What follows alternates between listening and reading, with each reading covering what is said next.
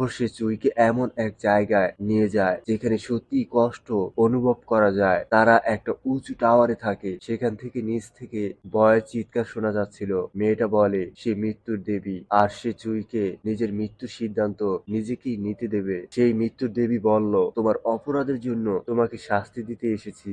এই বলেই সে চুইকে নিচে ফেলে দেয় আর সে সোজা একটা ভয়ঙ্কর জানোয়ারে ভরা কাদায় পড়ে যায়। চুই চিৎকার করে রাক্ষসগুলোর সঙ্গে লড়াই করে আর হঠাৎ করে আবার প্লেনের ভিতর ফিরে আসে। এবার সে জানে তাকে 12টা মানুষের শরীরে গিয়ে 12বার মরতে হবে যদি সে নরক থেকে বাঁচতে চায়। তাহলে তাকে এই 12টার মধ্যে একবার হলেও বেঁচে থাকতে হবে। চুই কিছু বোঝার আগেই হেল অর্থাৎ মৃত্যুর দেবী হঠাৎ গায়েব হয়ে যায়। তখন হঠাৎ প্লেনটা কাঁপতে শুরু করে। চুই ভয় পেয়ে লাইফ জ্যাকেট পরে ফেলে, যদিও ফ্লাইট অ্যাটেন্ডেন্ট তাকে বোঝায় এটা শুধু হালকা কাঁপুনি অর্থাৎ টার্বুলেন্স, পরে সব ঠিক হয়ে যাবে। চুই প্লেনটা ঘুরে দেখে আর এত দামি জিনিস দেখে সে অবাক হয়ে যায়। তখন হঠাৎ এক ঝলমলে বস্তু তার সামনে আসে, যেটা সেই মৃত ব্যক্তির স্মৃতি আর ক্ষমতা ছিল, যার শরীরে এখন চুই আছে। যে কোম্পানিতে সে চাকরি চেয়েছিল এখন সে সেই কোম্পানির মালিকের ছোট ছেলের শরীরে আছে। সে ভাবে এবার তো অন্তত শান্তিতে রাজা হয়ে বাঁচা যাবে, তাই সে ঠিক করে এভাবেই সে থাকবে। কিন্তু হঠাৎ প্লেনের ইঞ্জিন ফেটে যায়। চুই তার সিটে গিয়ে বেল্ট বেঁধে নেয়, কিন্তু তাও